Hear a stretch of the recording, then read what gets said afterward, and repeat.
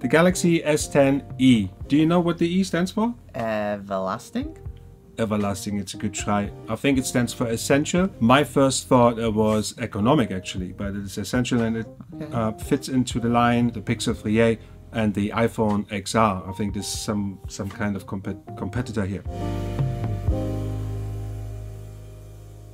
So we've chosen the Samsung Galaxy S10e on purpose for the simple reason that we believe it's a better choice, it's a better value and compared to the other ones. Obviously, when you look at the screen is not as flashy as the S10 Plus and the S10, but I think compared to an XR, or I'm not sure what the Pixel 3a is going to look like, that screen is really good. It's got these AMOLED screens, these Samsung screens, and the size and everything else, it's really well done. If you look at the slim bezels on the front, that really doesn't bother me, and it has a hole punch on the side here, and you've seen all the wallpapers, but it doesn't bother me at all actually. I find it less intrusive than the notch we have on the iPhone or any other phone. So the dimensions or the specs for this phone is basically, it's really light, it's 150 gram, it's got a 1080 by 2280 full HD screen, which I said is good. It's got the Samsung One UI, which I also really like. The battery life is bit on a weak side. It's got 3100 milliamps, and the camera, and there's a bit of a trade-off compared to the other versions. You obviously only have 2 cameras here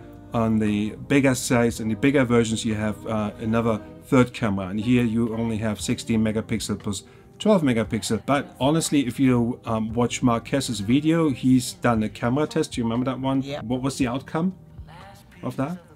I honestly can't remember. She can't remember. The outcome was that the we watched too many videos. We watched too many videos. We like Marquez, by the way, but the outcome was that all the high spec phones and all these huge big cameras and even the Pixel 3, people voted on the Instagram that the pictures of a less, I think it was the 1.6 plus T, I can't remember, but one of the phones really won the competition, right? He was just putting pictures on and not saying which phone it was taken with, and the one of the cheapest phones won. So that's why I don't think the cameras are that huge important unless you have really that video quality you have from a full frame camera. Right? Then it becomes really interesting.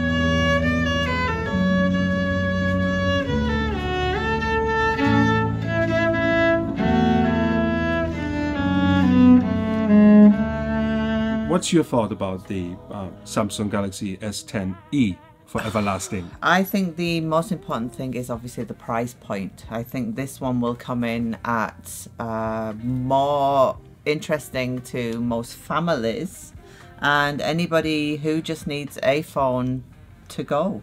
Right. It's easy and off you go with it. It's yellow. It comes in different colors. It's very yellow. I'm actually an iPhone girl. Yeah. But when you pick this one up, this is the first one. We've also got the Pixel, of course, as well. But when you pick this one up, it's such a nice, lightweight feel to it. And DJ likes it too. It's DJ. Meet DJ. DJ, we rescued DJ, believe it or not. Yeah. And she's such a nice dog.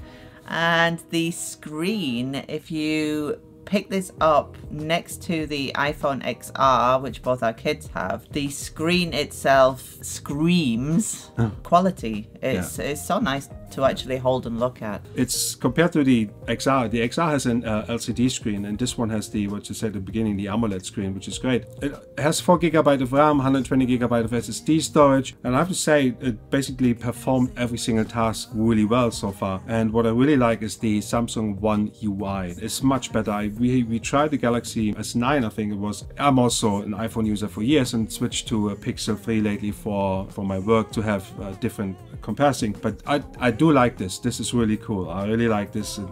I actually think that there are a lot of Apple users out there who are ready to switch. I think at the moment it's kind of borderline for a lot of people whether they stick with the ecosystem or whether they move over.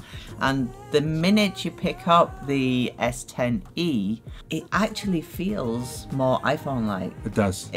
The crossover, I believe, would be a lot easier jumping onto that than the S9 that we had before. The S9 was a no way for me personally, but the S10, I can understand why. S10e. S10e, I can understand why people would do that. And you don't, I mean, you don't have these, there is some trade-offs obviously. As I say, the battery life is not as performant as the other one. You don't have that ultrasonic fingerprint reader. And there's mixed reviews about it. Obviously you have Face ID on iPhones, and Face ID is the, by the look of it, is the coming source of unlocking your phone. This one, on the other hand, has a small fingerprint sensor on the side here, which I really like. And if you get used to that, it's also the power button, by the way. If you get used to this, you unlock it like really easy, right? Like how this. does it work next to Face ID? Well, it's really super fast. I think it's super fast. This if you I locked the phone now, and now I'm unlocking it. I'm just putting my finger on. The advantage of Finger ID, and I'm maybe a bit nostalgic about that, is the fingerprint sensor. Is that when you have meetings or where you can't just put your phone in front of your face and you just want to look down and check your messages, it happens, right? It happens to all of us.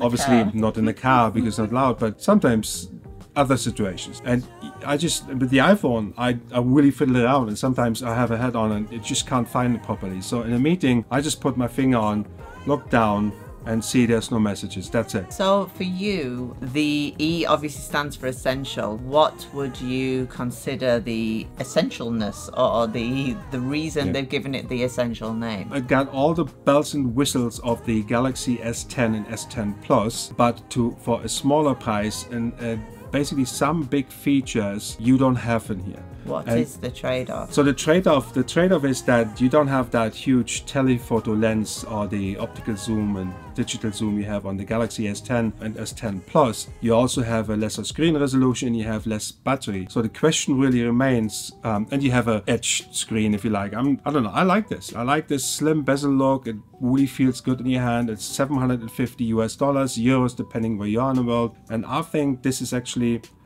I'll put it a different way. When you pay 300 or 400 euros or US dollars more and you get an ultrasonic fingerprint sensor and you get a better camera, is it really worth it to you? Is that something? Do you care? Well, yeah, number one, do you care? But is that also something where you say, okay, $500 more is gonna give me that return on investment I have been looking for my entire life? But honestly, you find it intuitive on the side. This works really well. Absolutely, I've got no issues with that. You do have the Bixby button. The Bixby button, I think Samsung is very adamant about the Bixby button. Is it Lloyd was on this last night? He downloaded Fortnite. That's our eldest son. He downloaded Fortnite within 10 minutes of this phone being in the house, and he had Bixby on how many times? A few times, but you can remap that Bixby button. However, you can't get rid of it entirely because you have a long press, Bixby comes on, but you can remap that to something else. On that note, Fortnite gaming worked really well, no issues. You could game. Really fast. What I do like, and what I noticed compared to the Pixel, compared to the other phones, and give me 1 second, is the sound on it. The sound is really, really good. Just give me 1 second. I am currently on a quest to find a replacement Windows laptop for my day-to-day job, but it seems to be much harder than expected. And all in all, compared to the other big phones, I think it's really, really good, valuable phone. I think it's more than a budget phone, actually. I think it's way more. It's kind of a weird place to be in because you almost have that full spec version, but you don't have that budget phone, and the price sits also in the middle of that. So, question for you. Could you use this as your daily driver? I could use it as my daily driver. I think I'm using the Pixel 3 as my daily driver, one of my daily drivers currently. The only difference, one of them. The only difference is that the Pixel 3, or Google has nailed it when it comes to picture quality and the processing afterwards. Okay, we're back here now. So list for me the 5 best things for you. The 5 best things, okay. One. I like the size, I like the fingerprint. Look, I'm in again, it's just instant. I don't have to fiddle around and make sure that it's right angle. The screen is super nice. I think the Samsung One UI is perfect. It really works out well. And the hole punch, I do like the hole punch better than the notch, and I think that came to 5. Wow, I didn't count. I did. So now, 3 things that would make you consider a different phone. And that's only because I had to be fair to Samsung, that's only because I had that experience with the Pixel 3. It is the Pixel 3. I would always choose the Pixel 3 as my go-to for pictures. Yeah. It's just number 1. So pictures, once they're... So the software. The software, they have this night sight mode. I know they have a similar mode, but Google nails it for some reason. The other one is that when you have a Samsung phone, you don't get the latest updates right away, and I hope that Samsung will fix that, right? So you have sometimes you're a year behind, and then Google pushes out the new, I think the new Android Q, whatever that's called, for quiche or what we're guessing here. And Quentin. Number 3 is probably the Bixby button. That really bugs me, that we can't just get rid of that Bixby button. Why not? What's wrong with that? I mean, why can't we just reconfigure that freaking button? We all need Bixby. Nobody needs Bixby. It should be my choice if I want Bixby or not, right? So Samsung, if you listen, let us remove it if we don't want it, right? So give us a choice. We like choices. Okay. So, and here's my last thought on this is basically, I want to do a giveaway with this. And I don't want to put this in, the reason why we didn't put this in the title, because I don't want people to come because of that. So if you made it all the way to the end, we will give this phone away brand new as it is, anywhere in the world, if we have 100 comments, 200 likes, and you have to give us a reason why you want or need this phone. Or make it easy, let's do 100 comments. Forget the likes, forget the views. 100 meaningful comments, and let us know why do you want this phone and why do you need this phone. Well, thank you for watching. Thank you for coming on again. My wife Tony, this is DJ. Thank you, Potato Jet, because we have DJ because of you. Yeah, we rescued DJ. You wouldn't believe it or not, but nobody wanted DJ, but we have her now. She's the best dog ever. Oh my God, you can't get a better dog. But we are off topic. We're gonna do a separate video for Potato Jet. Yeah. And thank you very much for watching. Jens here from All Star Space. This is Tony, the Card Geek. Is that correct? The Card Geek. The Card Geek. Check out the channel. Check out my channel, subscribe, like if you like what you saw, and let us know. Let us know in the comments below, why do you want this phone, right? Why do you think you deserve this phone? 100 comments plus, it will ship to the winner, okay? The kids will comment. The kids will comment. Everybody will comment. Okay. Thank you for watching. Make sure you subscribe for more news, videos, tech reviews from Munich with my wife or myself, depending where I am in the world. Thank you for watching. Peace out.